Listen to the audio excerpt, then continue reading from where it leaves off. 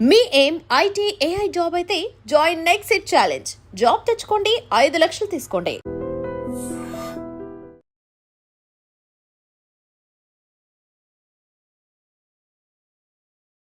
నమస్తే, welcome to iDream.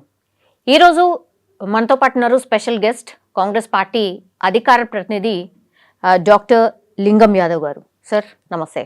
నమస్తే. ఎట్లున్నారు? గుడ్. Yes sir. సార్ ఏం సార్, కాంగ్రెస్ పార్టీ మన బీఆర్ఎస్ పార్టీ మీద కక్ష కట్టిందా? మొత్తం ముప్పేట దాడి బీఆర్ఎస్ టార్గెట్గా ఏవైనా సరే. మొన్నటి వరకు కేసులు అన్నారా, ఇప్పుడేమో లాస్ట్కి వస్తే కవిత గారు వచ్చిన తర్వాత, బయటకు వచ్చిన తర్వాత ఆమె చేసిన విమర్శల్ని ఇక మీరు ఎంజాయ్ చేస్తున్నట్టు అనిపిస్తుంది. ఏమైతుంది సార్? ఎందుకు టార్గెట్ బీఆర్ఎస్? వై? ప్రతిపక్షం ఉండొద్దా? ప్రశ్నలు వేయొద్దా? మీకు అదేవిధంగా ఐడ్రూమ్ ప్రేక్షకులకు నమస్కారం అండి. డెఫినెట్గా ఆనాడు కాంగ్రెస్ పార్టీ తల్లి సోనియా గాంధీ తెలంగాణ ఇస్తే 10 ఏళ్ళు తెలంగాణని పరిపాలించినటువంటి బీఆర్ఎస్ పార్టీ కల్వకుంట్ల కుటుంబం ఏ విధంగా అవినీతి అక్రమాలు చేసిందనేది ఇవాళ తెలంగాణ ప్రజలందరికీ తెలిసిందే. ప్రత్యేకించి కాంగ్రెస్ పార్టీ నాయకులు ఆనాడు మేము ఎన్నో చెప్పాము. ఇవాళ బీఆర్ఎస్ పార్టీ అవినీతికి కాదేది అనర్హం అన్నట్టు ఇవాళ కాళేశ్వరం నుంచి మొదలు పెట్టుకుంటే గొర్రెల స్కాము, చేపల scam, land mafia, sand mafia, liquor scam, విద్యుత్ కొనుగోలు, టెలిఫోన్ టాపింగు, ఫార్ములా ఈరేస్ అంటే ఈ 10 ఏళ్ల మొత్తం ఇవాళ తెలంగాణ ప్రజల కష్టార్జితమైన సొమ్ముని దోచుకొని దాచుకున్నటువంటి వ్యక్తులు ఇవాళ కల్వకుంట్ల కుటుంబం. ఇవాళ ప్రత్యేకించి కాళేశ్వరంలో కనుక మనం చూసుకుంటే వేలాది కోట్ల రూపాయలని దోచుకున్నారని మనం చెప్పడం కాదు, కాగు రిపోర్ట్ ఇచ్చింది. నేషనల్ డ్యామ్ సేఫ్టీ అథారిటీ చాలా స్పష్టంగా చెప్పింది. మొన్ననే పీసీ ఘోష్ కమిషన్, తెలంగాణ ప్రజాప్రభుత్వం ఏర్పాటు చేసిన పీసీ ఘోష్ కమిషన్ కూడా అందులో అక్రమాలు జరిగినాయి, దానికి ప్లానింగ్ లేదు, డిజైన్ లేదు అని చాలా స్పష్టంగా చెప్పడం జరిగింది. ఇవాళ కాంగ్రెస్ పార్టీ గౌరవ ముఖ్యమంత్రి రేవంత్ రెడ్డి గారు ప్రజాస్వామ్యబద్ధంగా ప్రతిపక్ష నాయకుడు అసెంబ్లీకి రండి, ప్రజాస్వామ్యబద్ధంగా ప్రతిపక్ష పాత్ర పోషించని చెప్తున్నటువంటి పార్టీ నాయకులు కాంగ్రెస్ పార్టీ ప్రజాప్రభుత్వం. ఇవాళ వాళ్ళు చేసినటువంటి అవినీతి అక్రమాల వల్ల ఇవాళ తెలంగాణ ప్రజలకు ముఖం చూపించుకోలేక ఫామ్ హౌస్లో దాక్కున్నటువంటి వ్యక్తి కేసీఆర్ గారు. 22 నెలలు అవుతున్నది, ఇట్లా మాటలు తప్పించి కాంగ్రెస్ పార్టీ చర్యలేవి అని అడుగుతున్నారు సార్. నేను అదే అంటున్నాండి. ఇవాళ కాంగ్రెస్ పార్టీ మా ప్రజాప్రభుత్వం ముఖ్యమంత్రి రేవంత్ రెడ్డి గారు డాక్టర్ బాబాసాహెబ్ అంబేద్కర్ రాసిన భారత రాజ్యాంగాన్ని, ప్రజాస్వామ్యం మీద, చట్టాల మీద, న్యాయ వ్యవస్థల మీద నమ్మకం ఉన్న పార్టీ ప్రభుత్వం. ఇవాళ గతంలో కేసీఆర్ చేసినట్టు ఇవాళ మిడ్ నైట్ దర్వాజా తలుపులు బలగొట్టి ప్రతిపక్ష నాయకులు అరెస్ట్ చేసినట్టు మేము ఆ విధంగా చెయ్యం. ఎందుకంటే మాకు ప్రజాస్వామ్యం మీద నమ్మకం ఉంది. ఏదైనా కూడా ఇవాళ చట్ట ప్రకారం, న్యాయ ప్రకారం ఎంక్వైరీ చేసి ఎంక్వైరీ తర్వాత ఇవాళ చర్యలు ఉంటాయి తప్ప ఇవాళ వాళ్ళు చేసిరని ఆ విధంగా చేయం కదా. ఇవాళ బీజేపీ అట్లా చేసింది, బీఆర్ఎస్ గతంలో చేసింది, మేము ఆ విధంగా చేయం. ఏదైనా చట్ట ప్రకారం. అందుకే ఇవాళ చట్ట ప్రకారం ఎంక్వైరీ నడుస్తుంది కదా. ఇవాళ పీసీ ఘోష్ కమిషన్ ఎంక్వైరీ చేసిన దాన్ని క్యాబినెట్ ఆమోదించి ఇవాళ అసెంబ్లీలో తీర్మానం ద్వారా సిబిఐకి పంపించాం. ఇవాళ లెట్స్ సిబిఐ ఎంక్వైరీ చేయండి. ఇవాళ బీఆర్ఎస్ పార్టీని మేము చేయవలసిన అవసరం లేదండి. బీఆర్ఎస్ పార్టీ అవినీతి సొమ్ము వాటాల వచ్చినటువంటి గొడవలు, ఆ పంపకాల గొడవల వల్ల ఇవాళ బీఆర్ఎస్ పార్టీ 3 ముక్కలుగా అవుతుంది. ఇవాళ ఒకవైపు హరీష్ రావు వర్గం, కేటీఆర్ వర్గం, కవితారావు వర్గం. ఇవాళ కాంగ్రెస్ పార్టీకి ఏం సంబంధం అండి? వాళ్ళ మధ్యలో వాటాల పంపకంలో గొడవలు. ఇవాళ పండోరా బాక్స్, మేము మొదటి నుంచి అదే చెప్తున్నాం, 10 ఏళ్ల పాలనంతా కూడా అవినీతి అక్రమాలు. ఇవాళ పండోరా బాక్స్ పగిలి బద్దలై ఆ పాపాల పుట్ట బయటకు వచ్చి వాళ్ళు ఒక్కొక్కరి కవిత గారే స్వయంగా చెప్తున్నారు. మీ పాత్ర లేదా అందులో? కాంగ్రెస్ పార్టీ పాత్ర ఉన్నదట. And especially CM Revanth Reddy దీన్ని వెనకాల ఉండి నడిపిస్తున్నారట. ఏదైతే కవిత గారు మాట్లాడుతున్నారో అవన్నీ రేవంత్ గారు మాట్లాడేట. నేనేమన్నా, ముఖ్యమంత్రి రేవంత్ రెడ్డి గారు మొన్ననే చాలా స్పష్టంగా చెప్పారు, మేము ఉండవలసిన అవసరమే ఉంది. నేను అదే చెప్తున్నా, వాళ్ళ పండోరా బాక్స్ బయటపడి వాళ్ళ అవినీతి వాటాల పంపకంలో తేడాలు రావడం వల్ల ఇవాళ వాళ్ళు మాట్లాడుతున్నారు. ఇవాళ కేసీఆర్ ఆనాడు ముఖ్యమంత్రిగా 10 ఏళ్ళుగా ఫెయిల్ అయినాడు. ప్రతిపక్ష నాయకుడు ఇవాళ 20 నెలలుగా అసెంబ్లీకి రాకుండా ప్రతిపక్ష నాయకుడు బాధ్యతగా ఫెయిల్ అయ్యిండు. ఇవాళ ఒక తండ్రి ఫాదర్గా కూడా ఫెయిల్ అయినటువంటి వ్యక్తి కేసీఆర్. ఇవాళ వాళ్ళ వాటాల పంపకంలో జరుగుతున్నటువంటి కుటుంబ కలహాలను ఇవాళ తెలంగాణ సమాజానికి ఏం సంబంధం అండి? తెలంగాణ ప్రజలకు ఏం సంబంధం అండి? వాళ్ళ వాటాల పంపకం తీసుకొచ్చి మొత్తం తెలంగాణ మీద రుద్దడం. ఇవాళ కేసీఆర్ పాత్ర ఉంది. ఇవాళ కవిత గారు ఈ విధంగా మాట్లాడడం వెనుక కేసీఆర్ ఉన్నాడు. ఇవాళ హరీష్ రావు గారిని ఇవాళ బీఆర్ఎస్ పార్టీ నుంచి పంపించడం కోసం వాళ్ళు ఆడుతున్నట్టు ఇదంతా కల్వకుంట్ల కుటుంబ డ్రామా నడుస్తుంది.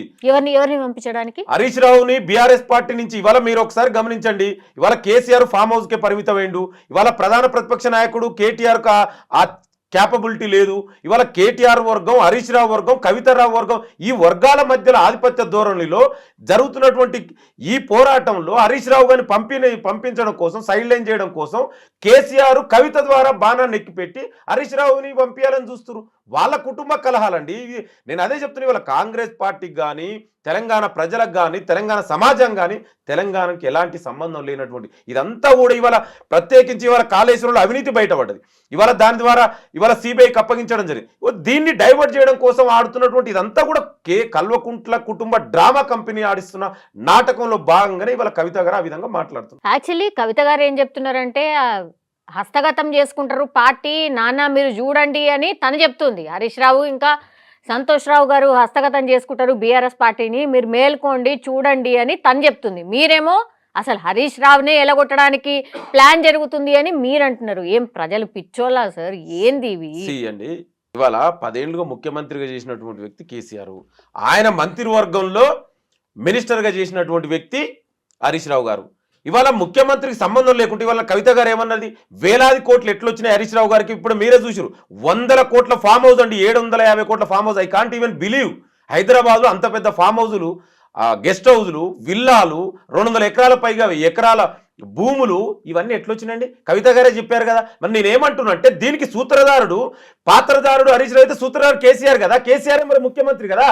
ఇవాళ మరి ఆయన నిన్న కవిత గారు ఏమన్నారు, ఈయన అవినీతి ఆరోపణ వల్లనే ఇరిగేషన్ మినిస్టర్ తీసిండు. మరి తర్వాత ఇరిగేషన్ మినిస్టర్ ఎవరి దగ్గర ఉందండి? అంటే ఇవన్నిటికీ ఎడ్డు కేసీఆర్ కదా, ముఖ్యమంత్రి కదా. ఆయన మంత్రివర్గంలో మంత్రిగా ఉన్నటువంటి హరీష్ రావే ఇన్ని వేల కోట్ల అవినీతి చేస్తే, మరి ఈ అవినీతి మొత్తానికి నాయకుడైనటువంటి ముఖ్యమంత్రిగా పనిచేసిన ఆనాటి కేసీఆర్ ఎంత అవినీతి చేయాలండి? అంటే మనం అర్థం చేసుకోండి.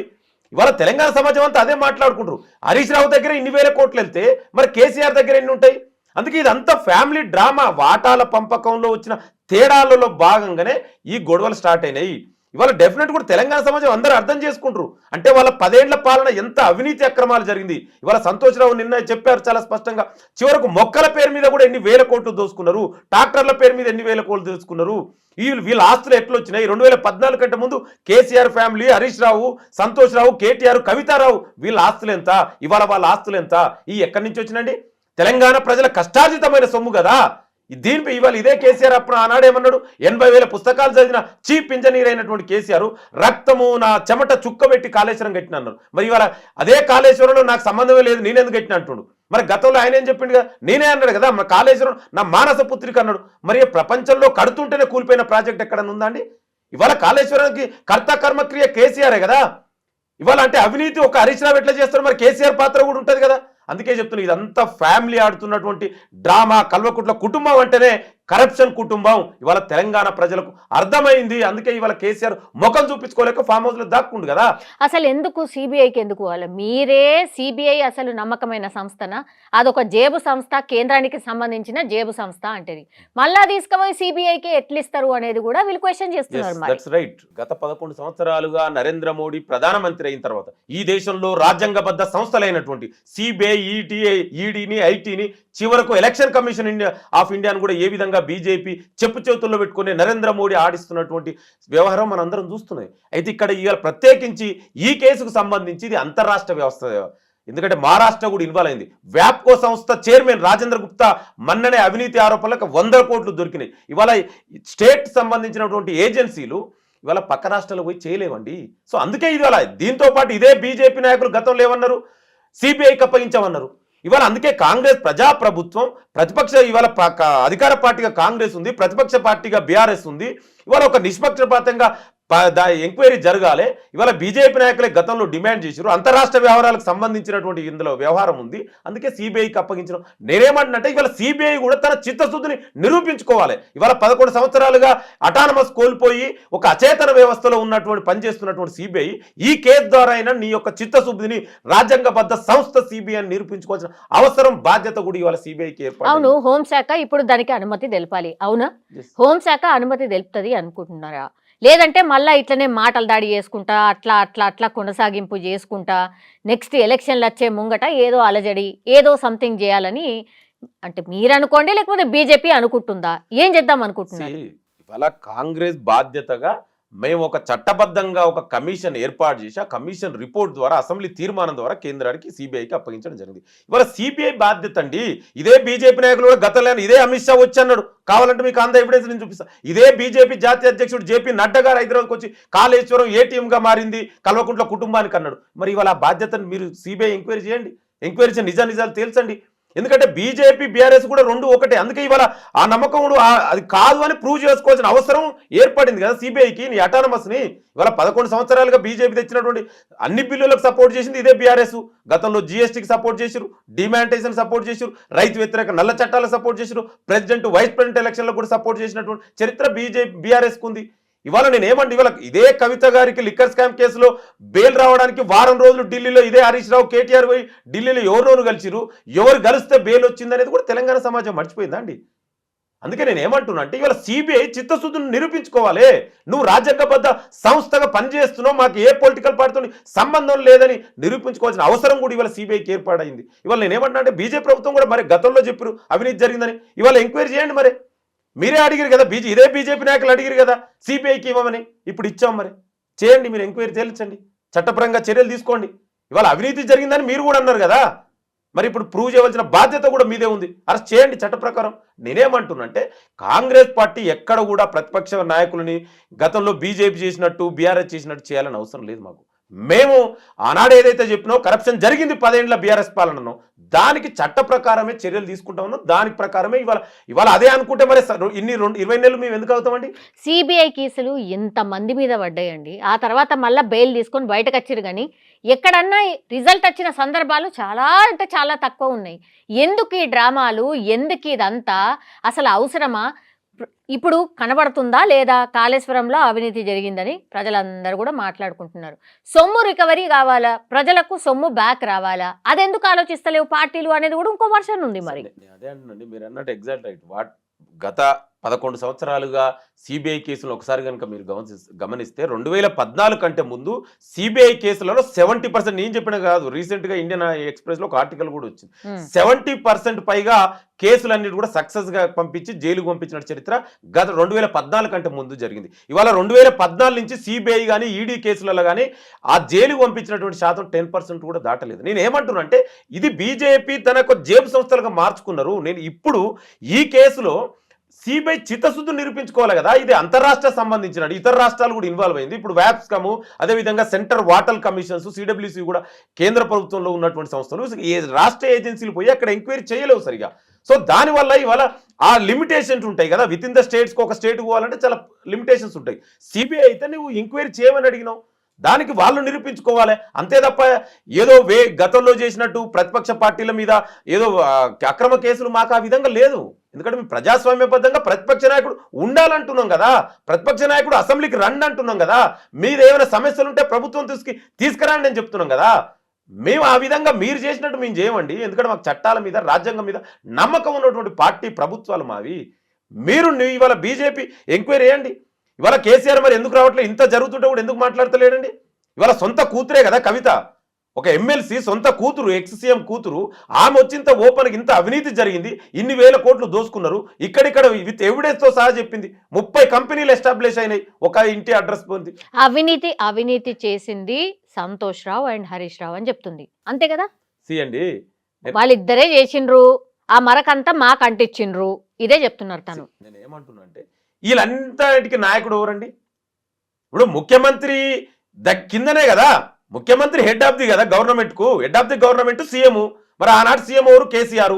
ఆయన ఆ క్యాబినెట్లోనే మంత్రిగా పనిచేసినటువంటి ఒక మినిస్టర్ హరీష్ రావు గారి దగ్గరనే ఇన్ని వేల కోట్ల అవినీతి జరిగితే మరి మొత్తానికి నాయకుడైనటువంటి ప్రభుత్వానికి, ఆనాటి ప్రభుత్వానికి నాయకుడైనటువంటి కేసీఆర్కి ఎన్ని వేల కోట్ల అవినీతి జరుగుతుంది తెలియదేమో, తెలియదనే చెప్తున్నారు కదా కవిత గారు.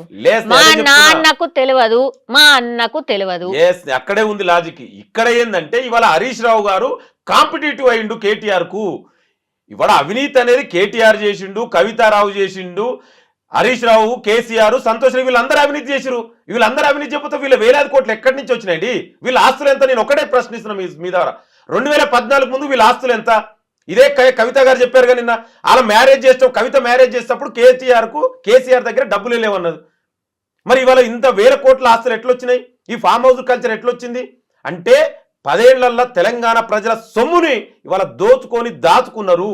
ఇవాళ దాచుకున్న వాటాల పంపకంలో ఒకవైపు అయితే రెండో కోణం ఏంటంటే హరీష్ రావు గారిని ఇవాళ కేటీఆర్కు హరీష్ రావుకు మధ్యలో ఇవాళ ఆధిపత్య పోరు నడుస్తుంది. బీఆర్ఎస్ పార్టీ ఇవాళ కేసీఆర్ గారు వచ్చి ఇవాళ బీఆర్ఎస్ పార్టీని నడిపించే పరిస్థితులు లేడు. ఇవాళ ఫామ్ హౌస్కి పరిమితమైండు. నెక్స్ట్ ఈ లీడర్షిప్ ఎవరు అంటే ఇవాళ కేటీఆర్ వర్సెస్ హరీష్ రావు.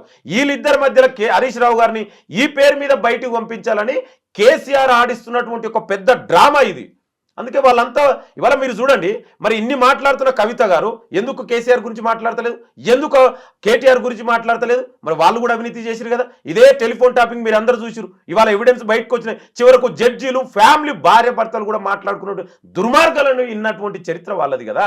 ఇవాళ మరి దాని గురించి ఆ కేసు ఏడున్నదండి, అది అట్లనే ఉన్నది కదా. నేను అదే చెప్తున్నాండి. ఇవాళ ఏదైనా కూడా ఎన్ని రోజులు విచారణ చేస్తారు, విచారణ చేస్తూనే ఉంటారా, ఇంకా చర్యలు ఉండవా అనేది కూడా చాలా మంది క్వశ్చన్ చేస్తున్నారు. క్వశ్చన్ చేయడంలో కూడా అర్థం ఉంది. కానీ ప్రభుత్వం వాళ్ళ లెక్క గతంలో లెక్క కక్ష సాధింపు చేయమంటున్నాం మేము. ఎంక్వైరీ జరుగుతుందండి. ఎంక్వైరీ చేసిన తర్వాత ఆ నిజానిజాలు బయటకు వస్తాయి. దాని తర్వాత చర్యలు ఉంటాయి తప్ప ఇమ్మీడియట్గా ఓకే అవినీతి జరిగిందని మా ప్రభుత్వం మరి అట్లా అంటే 20 months మేము ఎందుకు వెయిట్ చేస్తామండి? ఏమో లోపల మాట్లాడేసుకున్నారు, మీకింత మాకింత అని మాట్లాడేసుకున్నారు. ఆ కేసులన్నీ ఉత్తయ్యే, మేమేదో ఇట్లా అన్నట్టు చేస్తాం, దాని తర్వాత ఏముండవులే అనే అండర్స్టాండింగ్ జరిగింది అని. ఇదే బీఆర్ఎస్ నాయకులు కేసీఆర్ మా నాయకులు ఎంత ఇబ్బంది పెట్టినండి 10 ఏళ్ళుగా. ప్రధానంగా ఆనాడు ప్రతిపక్ష నాయకుడుగా పీసీ ప్రెసిడెంట్ ఉన్నటువంటి రేవంత్ రెడ్డి గారిని ఏం చేసి చివరకు ఎన్ని కేసులలో ఇరికించి ఒక చిన్న డ్రోన్ కేసులో కూడా బెయిల్ రాకుండా చేసినటువంటి చరిత్ర వాళ్ళండి. మిడ్ నైట్ దర్వాజా తలుపులు వాళ్ళగొట్టి బెడ్రూమ్ కూడా పోయినటువంటి చరిత్ర వాళ్ళు. ఎంతో మంది ఉద్యమకారులకి చివరికి కోదండరామ్ లాంటి ఉద్యమకారుని కూడా అరెస్ట్ చేసినటువంటి చరిత్ర వాళ్ళది. గద్దర్ లాంటి వ్యక్తిని కనీసం అపాయింట్మెంట్ అయినటువంటి చరిత్ర వాళ్ళే. వాళ్లకు కాంగ్రెస్ పార్టీకి ఎక్కడ పోలికండి? వాళ్ళ అవినీతి అక్రమాలు వేడా ఇవాళ కాంగ్రెస్ ప్రజాప్రభుత్వం ప్రజాపాలన ఒక స్వేచ్ఛాయుత వాతావరణంలో ప్రజాస్వామ్యబద్ధంగా ఇవాళ పరిపాలన జరుగుతుంది. మంత్రులు ముఖ్యమంత్రి స్వేచ్ఛగా ఉన్నారు. ఇవాళ ప్రజలకు మేమిచ్చినటువంటి వాగ్దానం అమలు చేసుకుంటూ ఇవాళ ప్రజా పరిపాలన ఒకవైపు, గత బీఆర్ఎస్ పాలన నియంతృత్వ పాలనకు ఆ కంపారిజన్ ప్రజలే చేస్తున్నారు కదా.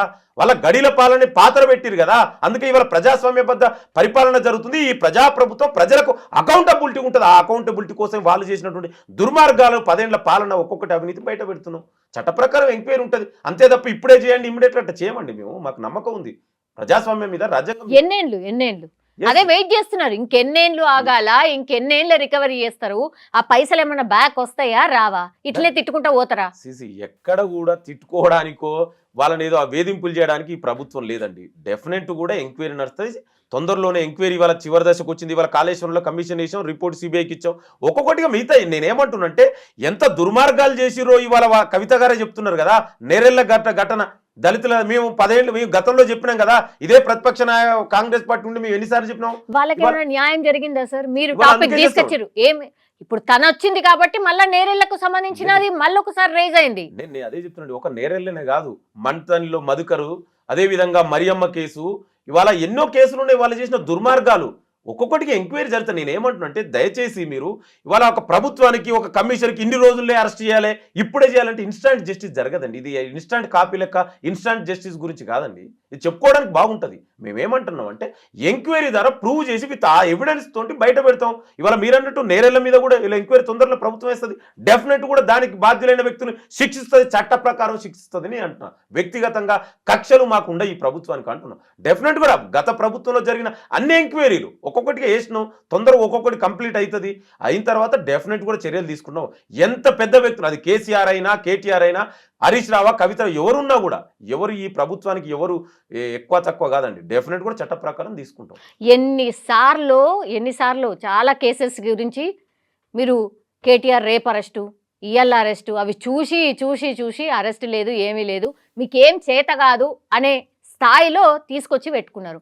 అయినా సరే మేము ఇట్లనే చేస్తాం, చట్టం ప్రకారమే చేస్తాం అనుకుంటా పోతే ఇక కాంగ్రెస్ పార్టీ మరి ప్రజలలో చులకనవుతుందా లేకపోతే పల్సన అవుతుందా మీరు చెప్పాలి. ఇవాళ నియంతృత్వ పాలనకు, ప్రజాస్వామ్యబద్ధ పాలనకు, రాజ్యాంగబద్ధ పాలనకు చాలా డిఫరెన్స్ ఉంటుంది. కేసీఆర్ గతంలో నియంతృత్వ పాలన జరిగింది, ఒక ఫాసిస్ట్ పాలన లెక్క జరిగింది. అక్కడ ఎవరికి ప్రజలకు ఆనాడు స్వేచ్ఛ లేకుండే, ప్రతిపక్షాలకు స్వేచ్ఛ లేకుండే, పత్రికకు మీడియాకు కూడా స్వేచ్ఛ లేకుండా గతంలో జరిగింది. ఇవాళ ఆ విధంగా జరగదంటున్నామండి. డెఫినెట్గా ఇవాళ మాకు ప్రజాస్వామ్యబద్ధంగా ఏదైనా ఎంక్వైరీ ప్రజాస్వామ్య మీరు చూడండి. కసబ్ లాంటి వ్యక్తిని కూడా ఈ దేశం this is the law of land, ఈ దేశంలో అంత పెద్ద తీవ్రవాదికి కూడా మనం చట్ట ప్రకారమే శిక్షించినాం. మీ అందరికీ తెలిసిన, మీరు కూడా సీనియర్ జర్నలిస్టులు, అంత పెద్ద తీవ్రవాదికి కూడా చట్ట ప్రకారం ఎంక్వైరీ చేసే శిక్షించినాం కదా.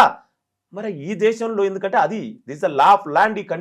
ఈ కంట్రీలో చట్ట ప్రకారం ఆ రాజ్యాంగాన్ని చట్టాన్ని నమ్మే పార్టీ ప్రభుత్వం మాది, కాంగ్రెస్ పార్టీ ప్రభుత్వం. సో డెఫినెట్ కూడా ఎవరైనా కూడా వాళ్ళకి చట్ట ప్రకారం చేస్తుంది తప్ప ఏదో ఇన్స్టాంట్గా జరగాలనేది ఆ విధంగా జరగదండి. మనం అనుకున్నట్టు కాదు కదా చట్టాలు. కేసీఆర్ అట్లా చేసిండు, మేము చెయ్యము అంటున్నాం. అదే మా డిఫరెన్స్. ఆ నియంతృత్వ పాలనకు ఈ ప్రజాస్వామ్య పాలనకు డిఫరెన్సే అదే అంటున్నాం. ఆ ప్రజలు కూడా అర్థం చేసుకుంటారు. మీరు చూడండి ఎంక్వైరీ అంటే ఇప్పుడు ప్రభుత్వం ఏర్పాటై 20 నెలలు అయింది. డెఫినెట్గా వెయిట్ చేయండి. ఒక్కొక్క కమిషన్స్ కు ఎంక్వైరీ తర్వాత డెఫినెట్ కూడా బాధ్యులైన వ్యక్తులందరినీ కూడా శిక్షిస్తాం. కాళేశ్వరం అతి పెద్ద కుంభకోణం అని చాలా డేస్ నుంచి మాట్లాడుతున్నారు. ఇప్పుడు లాస్ట్కి వస్తే సిబిఐ దగ్గర మీదేంటి లెటర్ రాసిర్రు సిబిఐ టేకప్ చేయాలి అని. అది ఎప్పుడు స్టార్ట్ కావచ్చు, ఎప్పుడు ఎండ్ అవ్వచ్చు? లాస్ట్లీ నేనేమంటున్నంటే ఇవాళ ఒక ప్రజాస్వామ్యబద్ధంగా ఎలక్ట్ అయినటువంటి ప్రజాప్రభుత్వం ముఖ్యమంత్రి రేవంత్ రెడ్డి గారి ఆధ్వర్యంలో ఒక కమిషన్ ఏర్పాటు చేసి ఆ కమిషన్ రిపోర్ట్ ఇచ్చింది. రిపోర్ట్ క్యాబినెట్ అప్రూవ్ చేసి అసెంబ్లీ తీర్మానం ద్వారా సిబిఐకి ఇవ్వడం జరిగింది. ఇప్పుడు సిబిఐ ఆ కమిషన్ టేకప్ చేస్తే తొందరలోనే డెఫినెట్గా నేనేమంటున్నా, బీజేపీ నాయకులు కూడా అడిగారు కదా ఎంక్వైరీ చేయమందాం, లెట్స్ సీ. వాళ్ళ బీజేపీ నాయకులు ఇల్లే గతంలో ఇక్కడ కాళేశ్వరం అవినీతి మారిందన్నారు. మరి ఇప్పుడు ఆ చిత్తశుద్ధిని నిరూపించుకోవాలి కదా. బీజేపీ నాయకులు ఎంతోమంది వాళ్ళ జాతీయ అధ్యక్షుడి నుంచి ఇక్కడ అవినీతి అన్నారు కాళేశ్వరంలో. మరి సిబిఐ ఎంక్వైరీ చేయమనండి. వాళ్ళందరూ అడిగారు. ఇది అంతర్రాష్ట్రాల సంబంధించిన విషయము. దానికోసం సిబిఐకి మా చిత్తశుద్ధిని నిరూపించుకున్నాం. ఇప్పుడు సిబిఐ కూడా బీజేపీ కేంద్ర ప్రభుత్వం కూడా తన చిత్తశుద్ధిని నిరూపించుకొని ఎంక్వైరీ చేయండి. ఎంక్వైరీ తర్వాత చర్యలు తీసుకుంటాం. సో నేనేమంటున్నా అంటే దయచేసి ఇంకా చేయట్లేరు అట్లా ఉండదండి. ఇన్స్టాంట్ జస్టిస్, ఇన్స్టాంట్ కాపీలకు ఇన్స్టాంట్ జస్టిస్ జరగాలండి. అట్లా కాదు కదా. ఇది ప్రజాస్వామ్య పాలన. మేము పార్టీ నమ్ముతాం. ఎందుకంటే మేము రాజ్యాంగాన్ని రక్షించే పార్టీ, రాజ్యాంగాన్ని ఉండాలనుకున్న పార్టీ మాది. ఇదే కల్వకుంట్ల కుటుంబం గతంలో అన్న రాజ్యాంగాన్ని కూడా మార్చామని. ఎందుకంటే బీజేపీ నాయకులు వీళ్ళిద్దరు 10 ఏళ్ళుగా ఒకటే కదా. సో అందుకే ఇవాళ బీజేపీ కూడా చిత్తశుద్ధిని నిరూపించుకోవాలి. ఇవాళ రాష్ట్రంలో జరిగిన 10 ఏళ్ల పాలన అంతా కూడా ఇవాళ తెలంగాణ ప్రజలు గుర్తు చేసుకుంటారు. ఆ పాలనకు డిఫరెన్స్ ఏంది, ఇవాళ కాంగ్రెస్ ప్రజాప్రభుత్వ పాలనకు డిఫరెన్స్ ఏందని.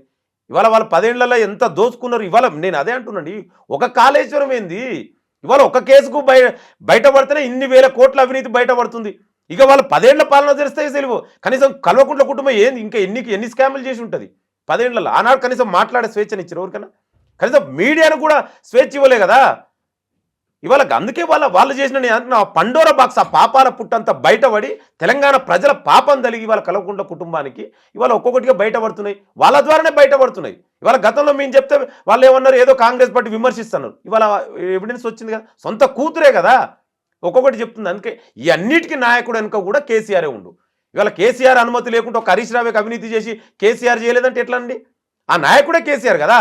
అందుకే ఇవాళ అవినీతి మొత్తానికి నాయకుడు కేసీఆర్ ఆడిస్తున్నటువంటి డ్రామాలో భాగంగానే ఈ కల్వకుంట్ల కథా చిత్రం నడుస్తుంది కవిత ద్వారా. చూద్దాం ఏమవుతుందో. Thank you sir. Thank you. And for more videos, Please subscribe to iDream. Please subscribe to iDream. Please subscribe iDream. And please subscribe to iDream.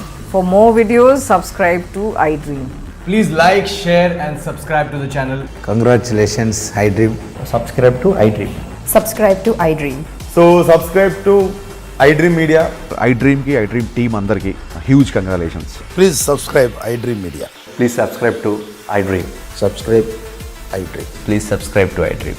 iDream అంటే నా కళల ఛానల్ను సబ్స్క్రైబ్ చేసుకున్న నోరు తిరుగుతలేదు. మీరైతే గంట గుర్తు కొట్టండి. For more such videos, please subscribe to iDream.